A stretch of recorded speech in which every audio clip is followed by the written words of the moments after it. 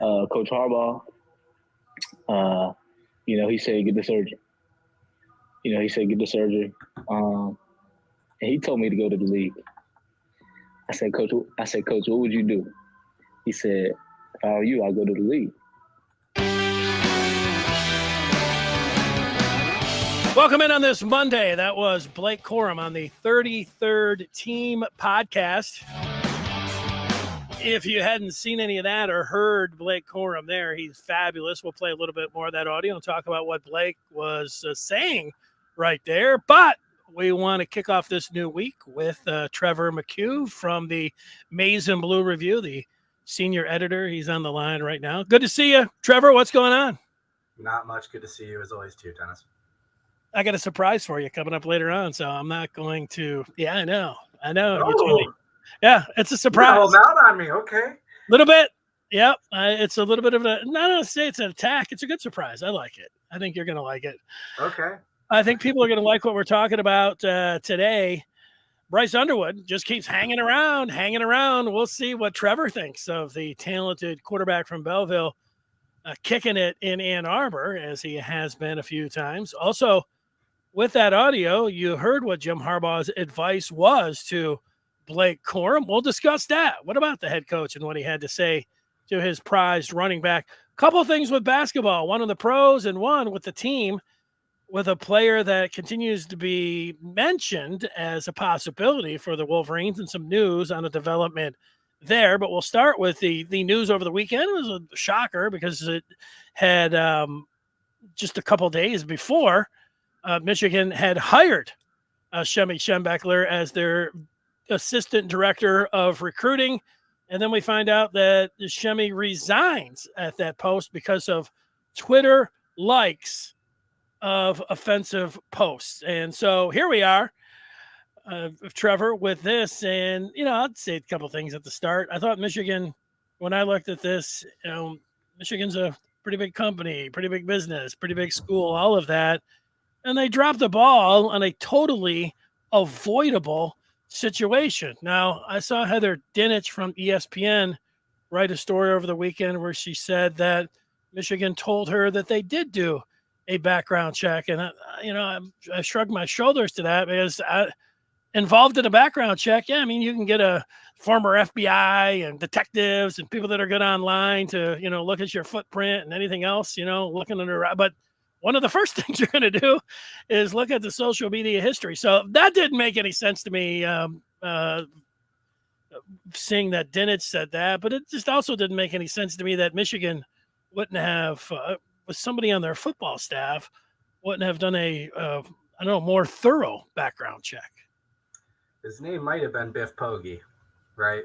I think that was my first thought to this was, I'm going to be frank, we've been talking behind the scenes since March about the potential of this hire becoming what has happened. We knew he was coming pretty much as soon as he left the Raiders, as soon as they let him go. He's been in the directory for a few weeks. We were told there was some contract deal. I don't know if it had to do with the Raiders or what, but he couldn't be announced until middle of May. So we knew this was coming. And I'm just going to be frank with you. I've been texting folks for a couple months about some of the content that was there. It was not hard to find. I think that Michigan handled this swiftly. I don't think Harbaugh himself knew. Harbaugh has not been active on social media for a long time.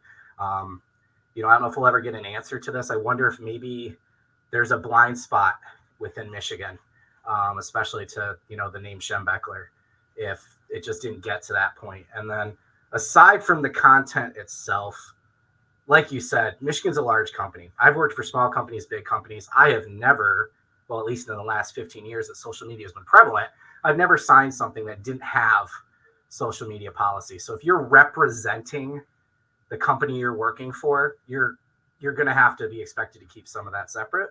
And that's what it was, frankly. There's just stuff that Michigan couldn't be tied to. This wasn't just some separate random personal account. All the Michigan stuff was meddled in. So Josh and I started hearing some things Sunday. We confirmed with a few sources that he was resigning, went ahead and reported that. And then, of course, the statement came out a little after. So, at this point, it just feels like another unnecessary own goal that it just could have been prevented. And I know Jim was trying to help out Shemy, a friend, and bring him in and probably just assumed the best. We've heard similar quotes about character, etc. But I know Jim was involved with Shemy no longer working at Michigan as well. So.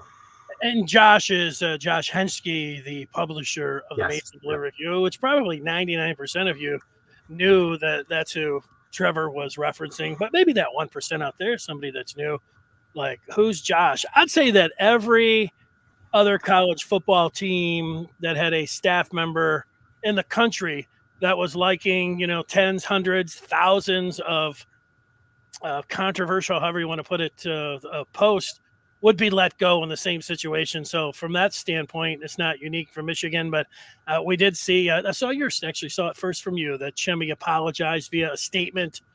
He said for being flippant, and, it's hard to come up with anything and say, oh, well, that's a good statement. But, it was almost like it was a flippant statement, the coming back, liking tweets, putting slavery and Jim Crow as positive things. Calling it flippant. And I don't know how when you have a law firm doing it, it comes off as, you have a law firm doing it. But I don't, the damage control for him, anything. But, as far as Michigan goes, Trevor, it puts the spotlight on them. That was unavoidable, but it just, you start, and I know how things work. It's May, it's the off season. So people will re-examine, things that have gone on with Michigan. And again, Heather Dinich from ESPN referencing her story, she said that this particular story adds to the tumultuous off-season, Michigan's offensive coordinator, Harbaugh with the NCAA, and now this. And it also adds and opens back up the story of Bo and Dr. Anderson in that situation. And the part about Jim Harbaugh and Shemy, we are in the court of public opinion, and those guys were the best character witnesses that Bo could have had. So people are re-examining that, and that's a tough spot, when you're Harbaugh and you're Shemy, and how they feel. And, from that standpoint, we know that this has already been gone through the court system, and the plaintiffs and victims have reached a settlement. And so I'll say what I said back then. If those folks didn't want to include renaming things or taking names down or statues or whatever else, at that point, I was moving on. I mean, I always, when people, there's different things that happen, new evidence. I'm not like closing them. I'm just saying that's what happened through that. So I know I said a lot of things there, but that's where those are all my thoughts on the situation. Yeah, I think I've expressed a lot of opinions on it, and I think at some point it just becomes a distraction. And regardless of your opinion, it's a distraction, and one that should be easily avoided, and you kind of just got to move on. And I said the same thing. I thought that the school should have consulted with the survivors and the people involved and whatever they felt was necessary so that this wasn't brought up consistently in a negative light. Like that, like I said, in a distraction way. Personally, I would like to see the statue come down and whatever else needs to be done to be able to move on. That's I know people struggle sometimes, but this is what happens when we worship people and then idolize them in a way.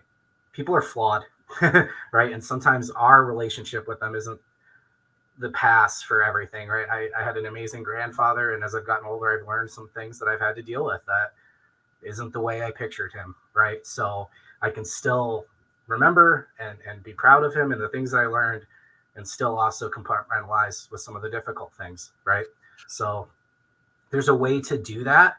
And the way to do that was not to bring in Shemy in a way that almost felt secretive, because Michigan didn't announce his hire.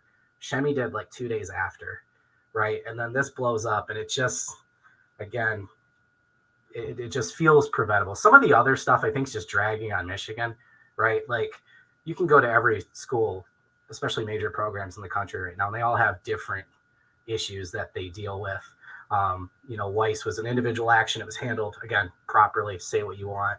I saw the Mozzie thing getting brought up again, which I think you're just starting to reach and connect dots on a program that's doing really well and, easy to clickbait with Michigan. But yeah, this one feels like an avoidable miss, and people have strong feelings, and that's understandable. But at the end of the day, it's it's good to be able to find progress and move on and not shine a light on something that clearly has not been dealt with.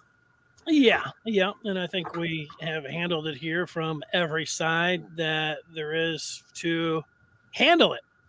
Let's move to something else. And this is about the football program. And it's about what a transition. It's about maybe a future player, and one that if you're a Michigan fan, that you'll be familiar with the name. And his name is Bryce Underwood. He is a quarterback from Belleville. And every once in a while, we hear, and I saw the aforementioned Josh Henschke putting up a story on the Maize and Blue Review. I think it was Friday, it could have been Thursday, about Underwood and how he's keeping his eye on Ann Arbor, and he put some recent photos up, and I have a couple of those also selected. I stole one of those from you because you're able to scrub some of the things out of the side, which you're very good at. But it's too late for me, Trevor, but I'm glad you're here with me.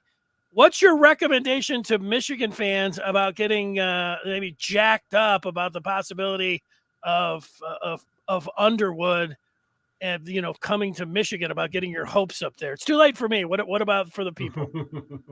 I'm getting close. Confidence is rising every week, it feels like, right? Bryce Underwood's another territory. He's the best quarterback, the best player in his class. He has absolutely everything you want: size, arm talent, ability to run, football IQ, the it factor, whatever it is. He's going to be the most coveted recruit in this class. He recently got an Alabama offer that he was very excited about. For a long time, it felt like we were kind of prepping people for what I call the Dante Moore level recruitment, where great player in your backyard, but he seems to show interest in leaving the state. And to be frank, it's easy to dog on a guy when he's gone, but with Matt Weiss, the Underwoods pulled back. They've been pretty vocal about that Michigan was not really in consideration for a moment there. So just another opportunity to give props to Kurt Campbell and a fantastic job that he's done reigniting that connection with Underwood, who, he's at Ann Arbor, he's in Michigan all the time. I've talked to some folks around him. He obviously has an affinity to Michigan. It's the local program. It's right down the road. Being recruited by them means a lot to him. He's comfortable there. But when you're a recruit of his stature, you don't want to just stay home because that makes the most sense. You don't know what other options are out there. So he is going to explore those. He's the kind of passer that maybe Michigan's offense isn't going to pass enough for him, because we're talking about a guy that has future number one NFL draft pick potential. So I do think that could be part of the question. Does he want to go to USC where he can throw for 5,000 yards and some crazy stuff, right? Or will Michigan allow him to do enough here, et cetera? But Michigan's in a better position today than they were last week and the week before and the week before and the week before. So it's either going to be a more level type recruitment, or it could be like Donovan Edwards, who was another really, really top player, coveted into the backyard, went to Georgia, went to Ohio State, did his due diligence, and at the end of the day, he was just drawn to home and felt like he wanted to be a part of Michigan. So I think you can be confident and excited about where things are going. He is far from a lock, and I don't know that I would pick Michigan today, but I like where things are going with the recruitment. Yeah, I feel like Michigan's probably got some pretty good answers when he asks questions about how much would I be throwing the ball or how I would fit into the offense. I think they would be pretty good at that. The only part that I think that, that they might have some explaining to do, and he might have to really think it out, is just about what teams offer up front. I say it's old story. It's only been going on for a year or two, about, the guys and what they'll get, before they even step on campus. But, the way things are going with Michigan and the things that they can point to down the line, and how, quarterbacks hit the transfer portal, the way Michigan is approaching it. But if they are, and it's said a lot about getting Jaden Davis, being able to get a guy when you are up front with how things are rolling and you do get one, you feel a whole heck of a lot better about the players staying around. And these players talk to each other, and they're, we had the Wild West for a year. You and I have talked about this topic heavily. There are a lot of quarterbacks that went after a upfront NIL payday and found out it wasn't there, right? Or something else changed in the situation. Dante Moore, again, at the end of the day, what won out for him? Relationships. And he ended up at UCLA and not Oregon, right? So you're right. Landing Jane Davis is huge. He's been pretty clear that whenever Michigan's ready to involve him in the recruitment of a 25 quarterback, he is there to do it the same way JJ was there for him. And yeah, you can speak to results now, right? You don't have to say about like, oh, this is what we are going to do or what we can do and then try and figure it out after. Michigan has done what they've done with NIL, and the current players can speak to it. Other quarterback recruits can speak to the fact that what they were promised isn't what they got. So I like Michigan's position where they are with NIL. I know there's still going to be situations where, I hate to use the term outbid, but it exists.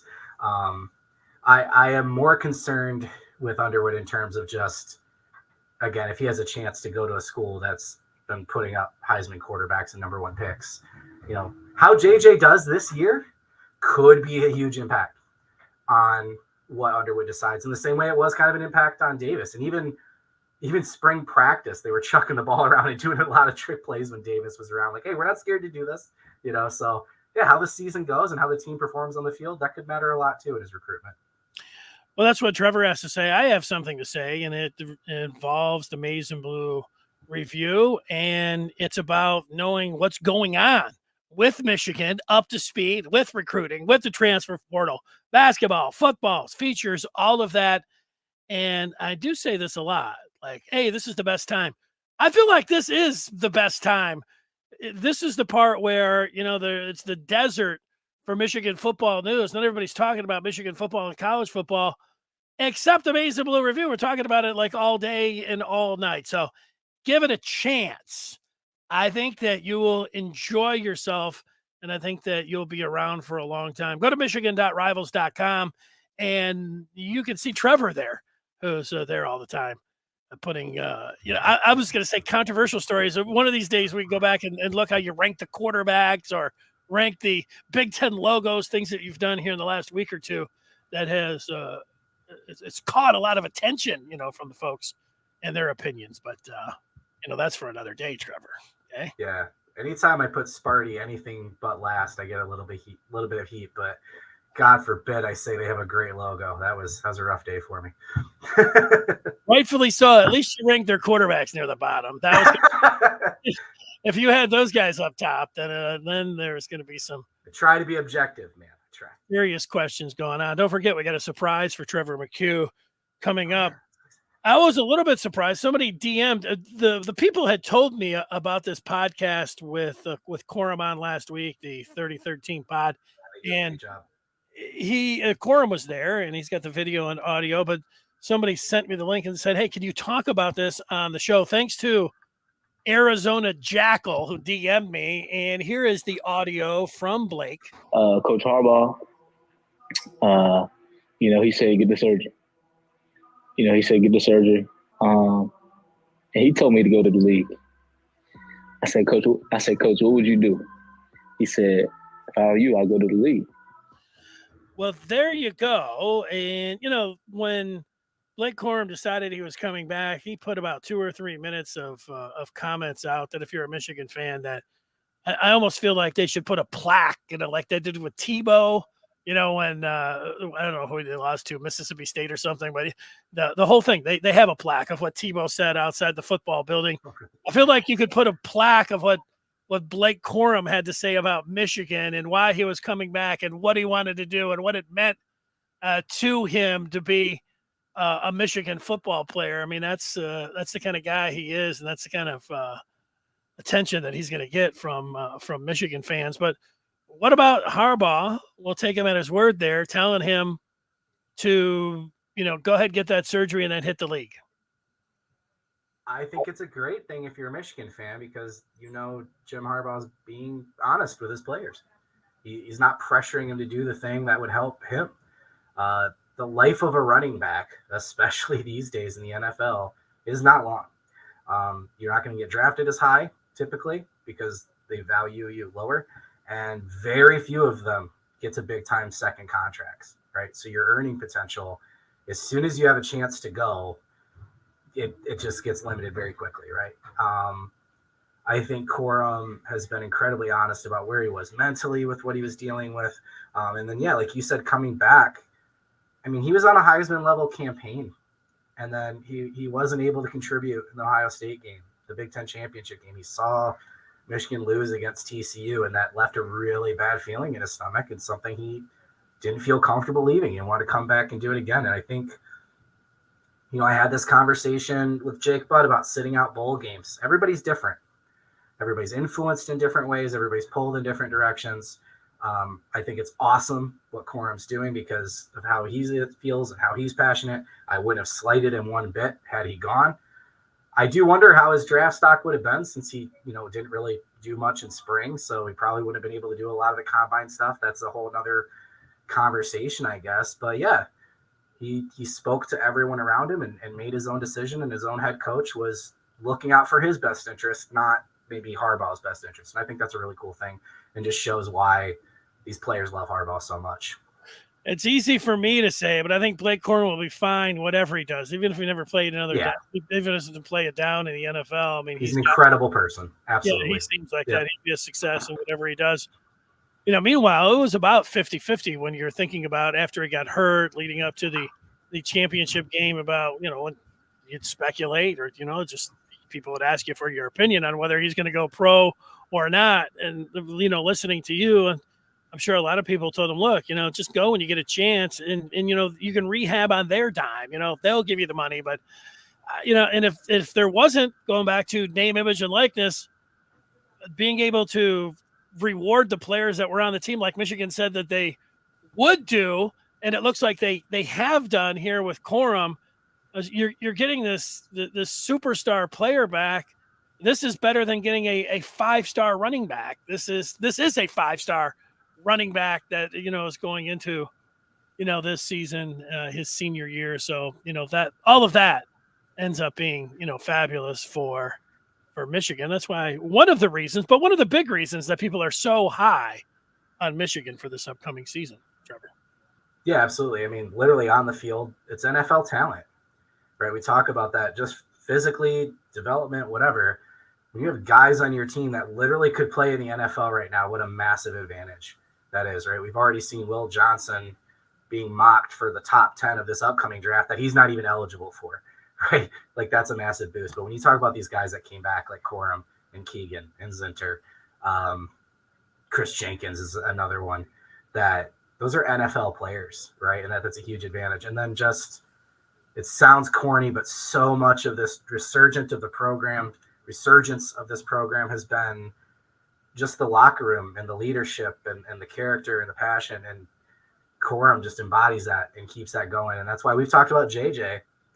I wouldn't be shocked if JJ's in a similar situation to Corum and comes back next year, has a similar thought process. Obviously, where he is draft-wise matters, but Corum's going to come back, walk away with a Michigan degree. He is a main fixture in this community for a long time now because of the things he does. A lot of that NIL money he puts right back into the community here and back home in Maryland. Whatever he does, I think he'll be successful. And yeah, like you say, he's just a great, great person. And Michigan is lucky to have him for another year. No way around it. Money soundbite from Trevor McHugh, the senior editor of the Maize and Blue Review, not only talking about Blake Corum, but throwing J.J. McCarthy in there. AJ, right on topic here, is making some points. He says he knew that there was a good chance Blake was going to stay. You got to think a 3rd or 4th round pick, not very much money. And he was probably making just as much NIL money, and he gets to finish his degree, and it made more sense for him to stay. Yeah, I said with running backs, it's about starting the clock. The sooner you get the clock started where you could potentially earn your second contract, that's the real value for a running back. But yeah, for a one-off 1 year, I see the logic, but money had nothing to do with it. If you listen to Blake Corum, he's pretty ticked off that he didn't get to go to New York and didn't get to play against Ohio State and that Michigan didn't win a natty. That's the fuel for everything. He really wants to win a national championship for Michigan.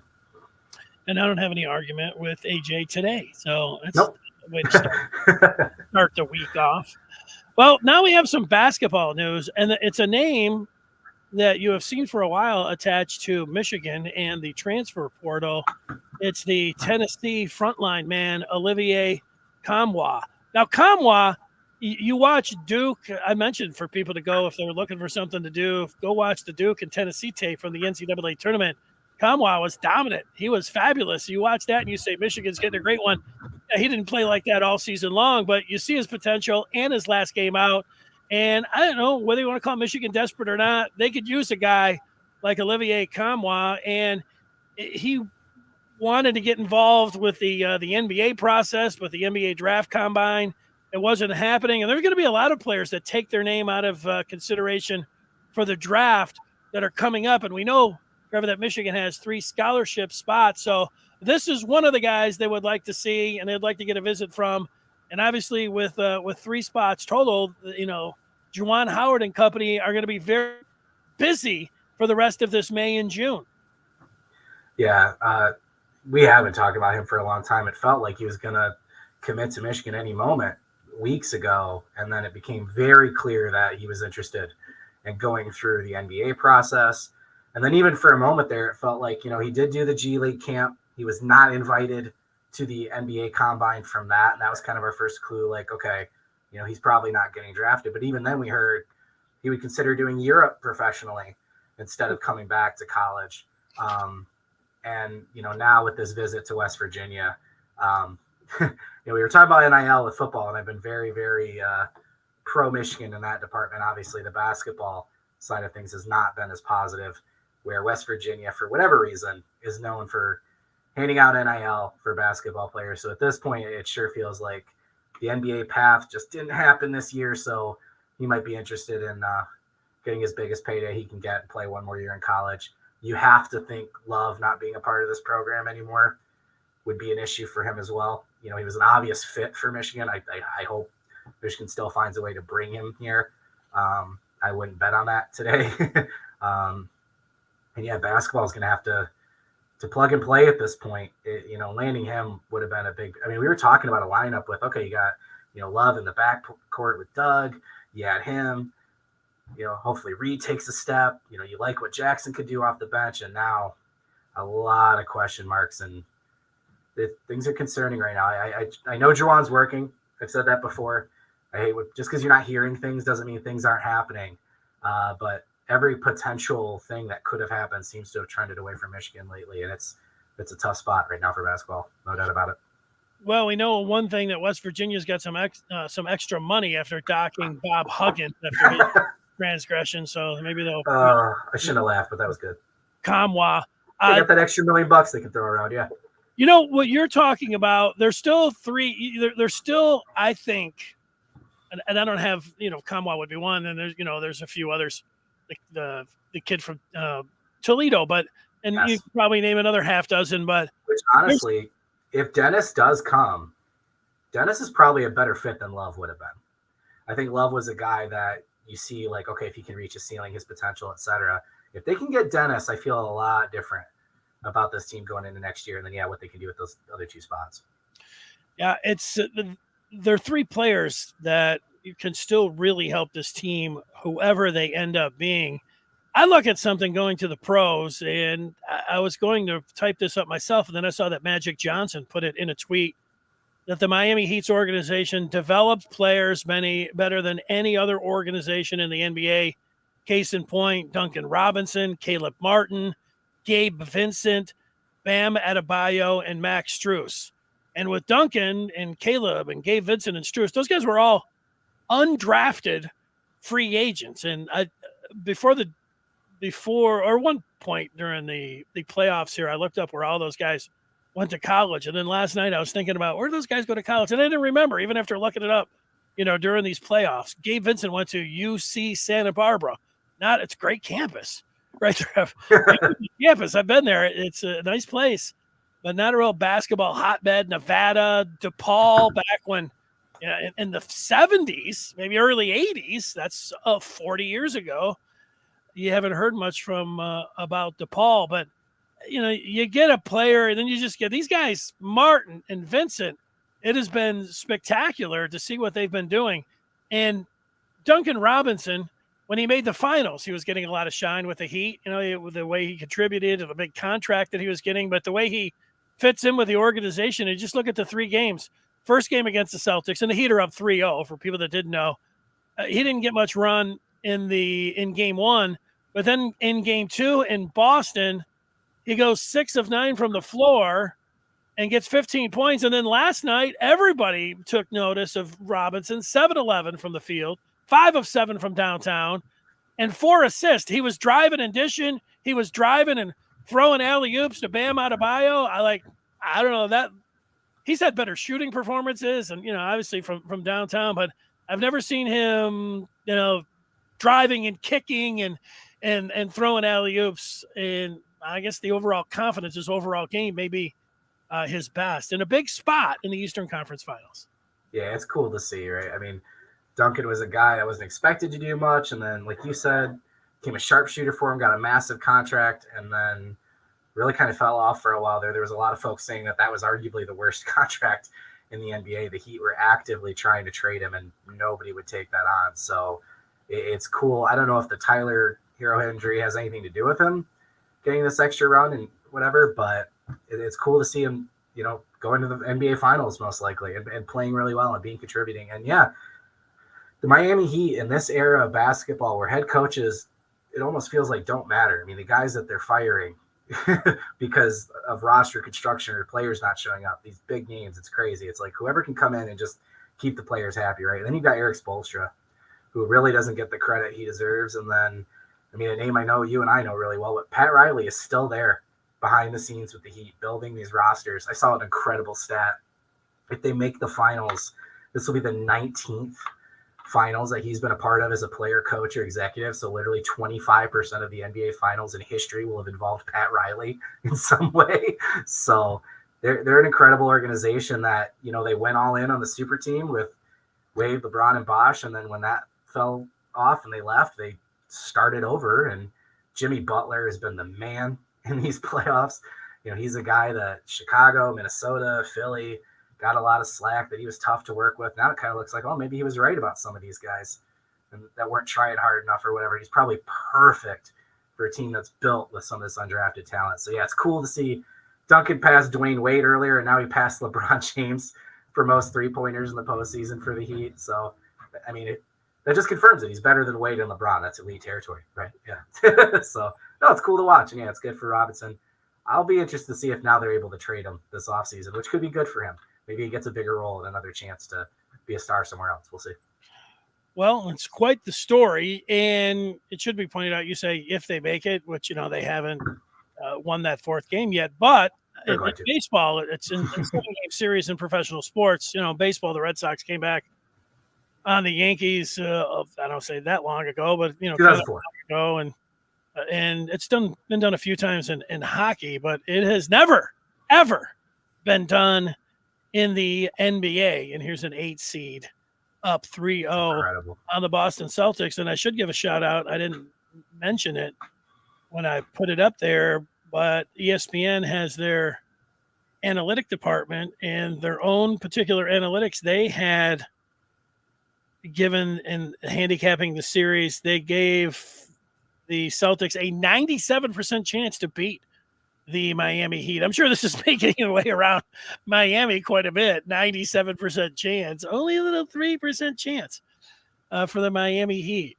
I remember seeing that thing, and you think, hey, would I bet this? And I'm like, 3% chance, probably not. I like betting Miami. Yeah, I think they were like plus 1,800 on the betting markets too, or something crazy like that. So,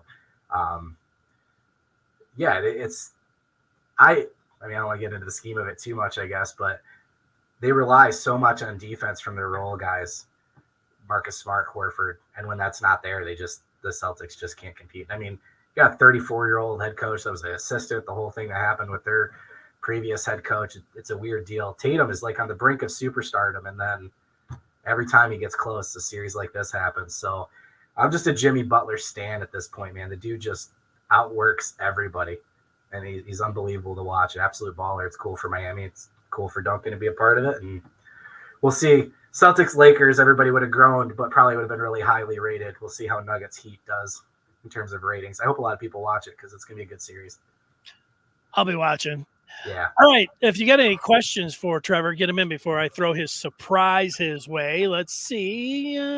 We do have one specifically for Trevor. It says, ask Trevor, does he have any football recruiting news? That's from the coach. Oh, man. Like specific? I don't know. June 9's coming up quick. That is going to be a huge recruiting weekend for Michigan.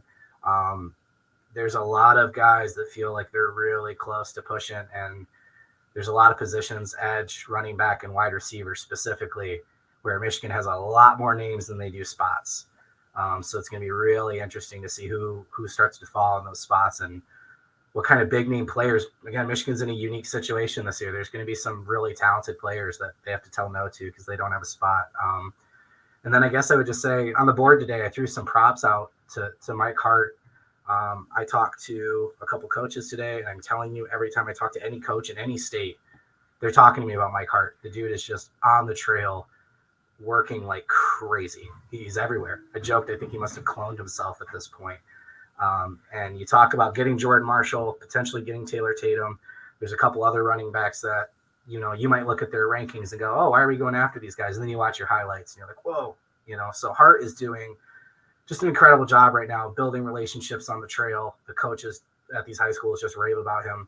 And if he starts nailing down the best running backs in the class, plus the diamonds in the rough that everybody else is sleeping on, I mean, they're just building an absolute monster in that running back room right now. Can't say enough good things about Mike Hart and the job he's doing. All right, I'm going to read this one from Mark, but I don't know. I don't know if I'll be able to read it how it comes out. Well, try it. The silence and suppression of Michigan's involvement in the systematic ongoing deprivation is astonishing, given the instantaneous recrimination of an individual. I don't know where to, Mark, that's a little bit over my head. I don't know if silence and suppression. I don't know if I agree with all of that, but that's one of those things that's hard to have a conversation with you when you're just typing in and then we're talking. We went over it. So I don't really have anything to add about Mark. I appreciate him weighing in. I don't know, Trevor. There's a lot here to kind of work through. So this is big of words for me. I think some words get thrown around sometimes with people's conduct that belongs in the justice system and not in this situation. Michigan has a right to represent itself the way it wants, and you as an employee have to follow those or not. It's tentative. Nothing's being violated. No one's calling you a criminal. But when you show support things that are extremely problematic for your employer, they're going to make a decision, and you can continue to move on and do what you need to do for yourself and your character. But Michigan has a right to represent itself the way it wants through its employees. I don't think that makes someone a criminal. I think that just they have a lot of people to defend: alumni, students, teachers. They're just looking out for their entire body. Here's a fastball grooved right in for McHugh here. It's talking about the 24 Big Ten season, and Paul asking if they ever explained how no Big Ten divisions would work. Have they explained that there are going to be any divisions? I don't think they have actually. No, and they have not settled on no divisions. And if I had to guess, I think there still will be divisions. They seem to favor, of course, the schools that aren't Michigan, Ohio State, and Penn State favor the divisions, but also the conference seems to as well, because it creates more impactful games at the end of the year, where an Iowa versus Nebraska potentially has championship game or playoff implications. So I do think for scheduling purposes, especially when you've got one school in Jersey and two in California, there's some benefit to divisional alignment. And then also they like the idea of kind of having, two spots to compete for. The obvious answer would be UCLA and USC join the West, and then Purdue switches over to the East. That would probably be my guess for what would happen, but I don't know for sure. And as we learned yesterday from some reporting from ESPN, the Big Ten media deal is a mess. Kevin Warren left some unfinished business, to say the least, and we're finding out that both networks like NBC and programs like Michigan, Ohio State, Penn State were not fully consulted on some of the things that were promised in this deal. So the new commissioner is doing an excellent job straightening that out. And then I think quick after that, we'll start to hear about divisions, but there's some scheduling issues that TV needs to straighten out first before I think they come to an agreement on the division and schedule format. Very shocking from Kevin Warren to leave that mess. Is it? Yeah. Well, it is to me. Yeah, I don't think it is. Unless you That's a different story, but yeah, I'm not terribly shocked. All right. I am here. You I don't know if you're going to be shocked or not. One of my favorite pictures that was on social media over the last week was this one. Oh God. Oh, okay. And it's a picture. I love this photo. And for people that are, I found that there are more people that listen to the podcast and watch the VCast. I have a picture of one of my favorite places on earth, and that's the Michigan golf course. And then it's during what looks like a Michigan football game day, and we have Tevor, a picture of Tevor manning the tailgate, and he has this picture is everything. You've got a great hat and apron on, and with the spatula, and just the pose is everything. And I like everything that you've got going there. But this is a classic tailgating photo, and I love it. Tell me about it. Yeah. All right. I've spent a lot of mornings over at the Ann Arbor golf course, that's for sure. So I don't remember this one specifically. That was a beer pong table at one point. As we've gotten older now, it just kind of holds our Doritos chips. And as you can see there, next to the Doritos, the Excedrin migraine. Another sign of me getting older there. Rough Friday night. Yeah. That's a nice thing to have. I used to have this really awesome charcoal grill that I would bring there. And then in the last few years, they don't let us bring charcoal anymore. So we had this rickety, cheap propane thing that we had to use because I started lighting up charcoal and they told me no. And I was pretty upset. So I don't remember even where we got that thing from. But yeah, I don't think it gets much better than tailgating at the golf course. So yeah, my buddy had the apron. I threw it on. I've got one of the first towels in the back pocket there. I don't remember which game that was given to. But yeah. So I was just feeling good, getting ready to throw some burgers down. I'm a little bit of a snob with burgers. I think I'm pretty good. It's probably one of the things I'm better at is cooking up some burgers. And we've got a bunch of different recipes named after different players. I think that was a Jabril Pepper Jack day, if I remember correctly. What makes you a snob from beginning to end with the burger there? You just mentioned, having your own, names for the way that you're cooking them. I could see that could make you feel like you're a little bit snobbish, but I like that. Anything else that we've got All-American Chuck Woodson's, Shea Patty Melts. There was a Don Brown Sugar one that we no longer do. Unfortunately, didn't hold up. Understandable. Well, it's soggy and soft, and yeah, it tends to fall through the grill when the heat gets turned up. One of those kind of things. So. Is this a towel or is this an actual replication of the banner, the Go Blue, the M Cup banner that's on the back of this car? Oh, it's a beach towel. That's awesome. It's my buddy Waddy's. Yeah, he's also got a flag too. But yeah, that's a beach towel. He loves that thing. I like the flag. The only thing, if it rains or it gets too hot, you guys don't have one of these great awnings that people put up. But everything else. Oh, you do? Yeah, he's probably underneath it. Yeah, we've got one of the 10x10s for sure. You've got it all. That's it, man. That's making me think fall. Oh, I know. I could smell that picture, man. That golf course smells away in the morning. I could smell it. Andre's asking, how's the course? He's always wanted to play it. I've never played it. Well, yeah. I have. I can give you a description of the course. It is finely manicured. It is beautiful.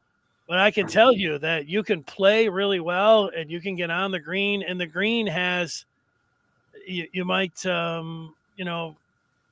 feel like you're at a major or something, but you could be 6 feet away and you can 3-putt. Like these things undulate, and next thing you know, you think this thing's going 20 feet past the green. It's very frustrating. And I can remember, I don't know if they've changed it since, but you come up on the last hole, and I think that they have a marker somewhere where Jack Nicklaus hit a 3-iron and drove the green, and you have to carry the water, which I've tried. I've hit it in the water a bunch of times. When he was a student or after, like? No, when he was a student, he was playing at Ohio State. Ohio State, yeah. At That's Ohio cool. State, hit a 3-iron. I think there's a plaque out there, and I kind of was like, hey, there it is. And it took me like 3 shots to hit it in the water from there, but he drove the green on that. So there's a lot of history. It is a great course, but the greens, man, it is something. It is. You can tell even during tailgate season, those are some nice greens. I most recently I have told people this, but I have a bocce ball set, and to get out there on the fairways with the bocce ball, I like throwing the football, which I think even in the picture you can see a football. Can't you? Like, oh yeah, summer, right on top of the car, yeah. Yeah, there it is. I knew it. That's what I like because I say, what about you had beer pong and you have the football? You're all set with everything there. But a set of bocce balls, people are always looking for something a little extra. You're going to the golf course. It is a pro move getting that. There it is. That's all I have to say. All right, Trevor, great job. I love the photo. You're a good sport. I put that up. I wasn't doing it. I really like it. I mean, and you put it out there for the millions of people on social media. So I got nervous you were going to show my video that I posted, so I'll take the picture. Oh, is it from the golf course too? No. Oh.